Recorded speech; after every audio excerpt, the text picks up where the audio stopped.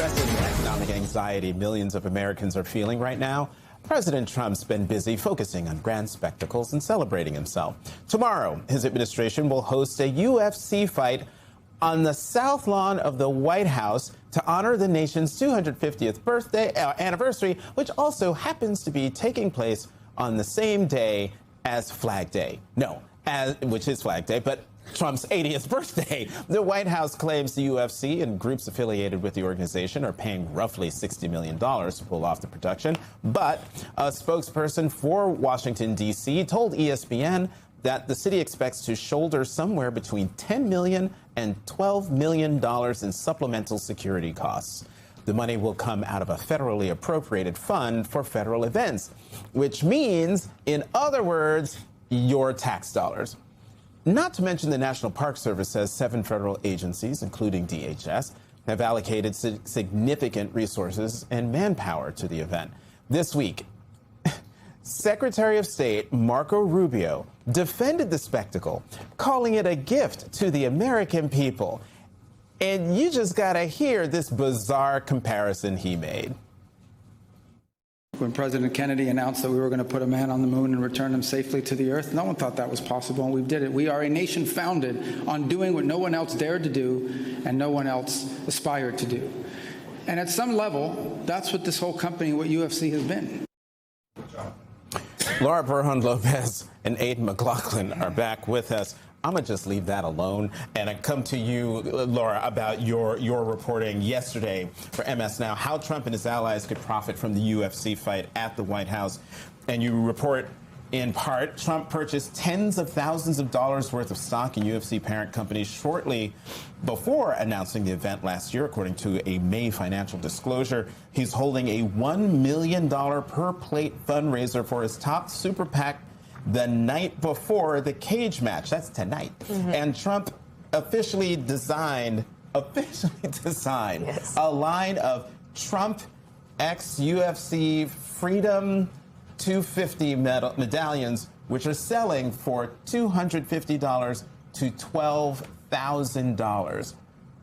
What in the grift is this? And when it comes to those coins, some of those profits are going to go to the president's licensing company. Now, the White House says that his sons run the Trump Organization businesses, but it's not in a blind trust, and never has he had any of his stuff in a blind trust, the way past presidents have traditionally done. So, he and his allies stand to benefit. Dana White is an ally of his and a longtime friend who also is the CEO of UFC. And now White has said that he doesn't think UFC is going to make that much of a profit off of this either. But you talk about also when you're looking at the ring, I mean, just the amount of sponsorships that are being paid to get this kind of backdrop. The People's House as the backdrop. Around the Octagon ring are a number of people who have forked up a bunch of money, companies, to have their companies there along the Octagon, the ring, the Bud Light, Crypto.com. Bud Light, they said they hated because of the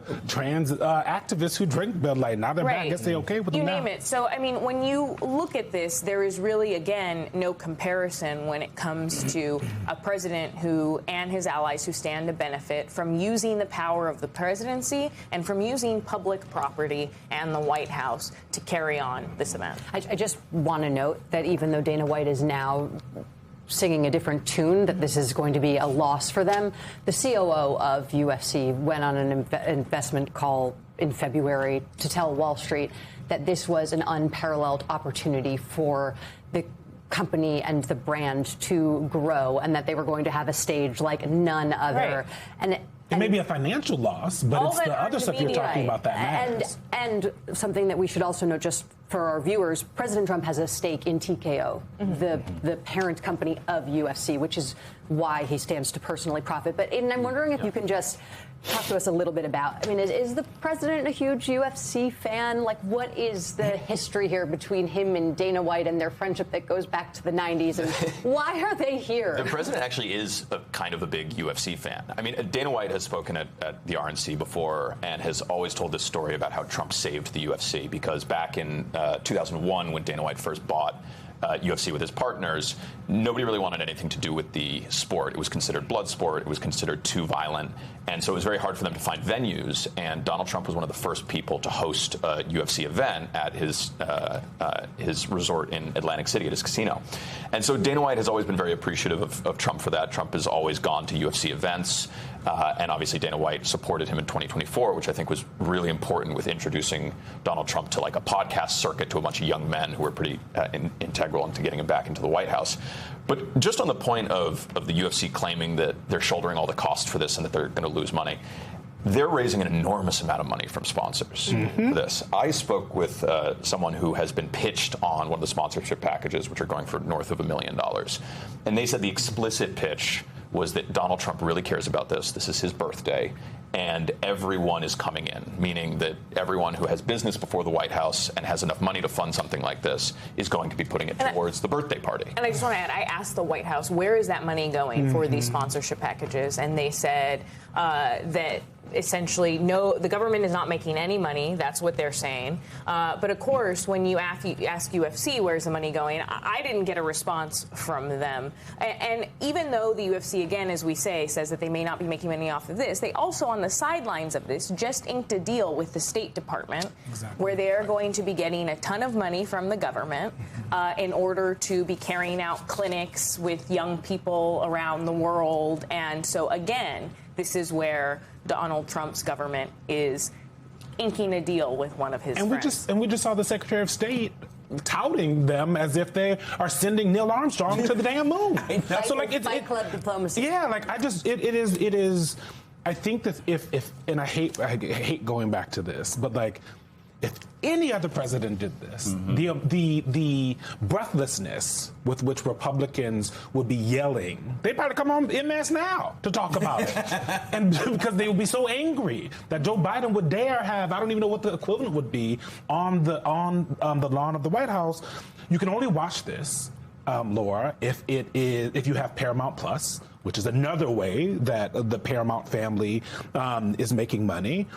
When I think about Trump's first birthday, when he had that military parade, the squeaky parade, where there wasn't a lot going on, zoom out a little bit and just talk about having a president who, when you look at polling, is it appropriate for Trump to hold UFC match at the White House? Only 16% said yes, according to a New Reuters Ipsos poll.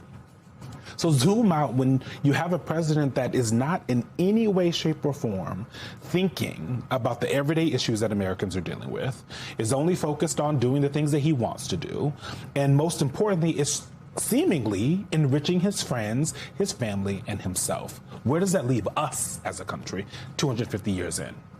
Well, I think that, one of the former federal prosecutors that I talked to, as well as the historians that I talked to when I was writing the UFC story, just say if corruption is normalized, then the country starts to get used to it and thinks that this is okay for presidents to do in the future. So there's that.